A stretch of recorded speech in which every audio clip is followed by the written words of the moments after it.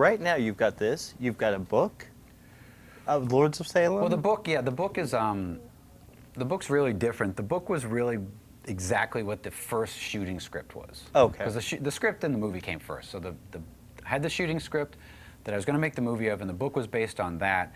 But then when I actually started working on the movie, it started changing so much. But then I thought, I'll just let the book be based on the script. Nice. Because to go back and keep rewriting the book to fit all the changes I was making with the movie just seemed insane.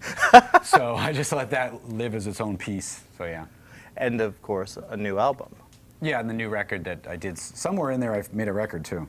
I mean, I remember one time we talked and you said you kind of tried to keep it separate, but this, it's just like everything. You're going out with a bang on this one. Yeah, I tried. Keeping it separate was starting to become difficult because each time I would then switch to the next thing, I felt out of the groove. Okay. Because I'd be working on a movie for 2 years, I wouldn't talk to the band, I wouldn't think about music, I wouldn't do anything. So then when it became time to get back into music, I just felt like awkward and rusty, and vice versa with music to film. I would be away from films for so long that when it would become time to do a film again, I would feel almost like I'd never made one before. So I wanted it all to sort of collide and happen at the same time so that I could keep both, both areas fresh to me. Do you feel that working on all three of them kind of together kind of helped layer each individual project? I think it helped me just keep loose because even though they don't, the film and the record are not connected in any way, there was just kind of a loose vibe that got going with like making kind of a trippy weird movie and that's just segueing into making a trippy weird record, and it just kind of kept the whole vibe alive. Yeah.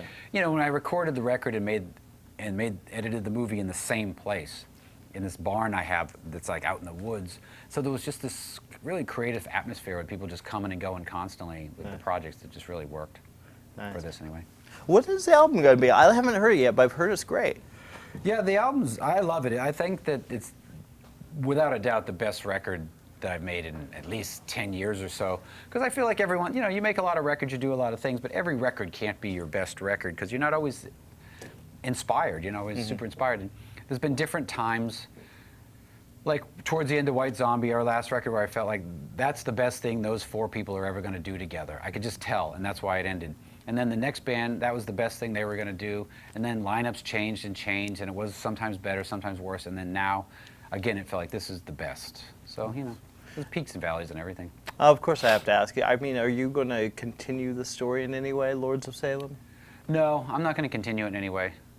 Yeah, it felt like it was the end to me. It felt like a one thing. It's a type of movie where you could continue on, but then I feel like it's like anything else. I mean, you can continue anything on, but then it feels like you're just dismissing this movie. Any emotion that you felt at the ending of a movie, when you fire it back up again, sort of nullifies it. So even though it's always tempting to do that, I thought it's not the thing to do. What are you most proud of with this film? I don't know. I mean, it's still so fresh to me that I can't really kick back and appreciate any of it yet. Yeah. Sometimes it takes a while. Like, there's been times where when I've finished a film, I don't like watch it over and over when it's done, edited, but I'll catch it on TV or something, HBO, like 2 years later, and I'll watch it and go, wow, it's really great. That really worked. And all the memories of how hard it was or what went wrong or what I changed, I've forgotten, and I can sit back and go, yeah, that worked. So I'm still kind of in that phase, but I'm proud of the restraint in making it because it was really a struggle.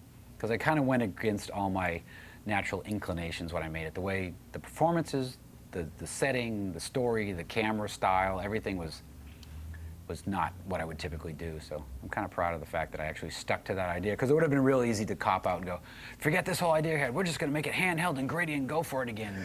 And I think I would be really bummed if I did that.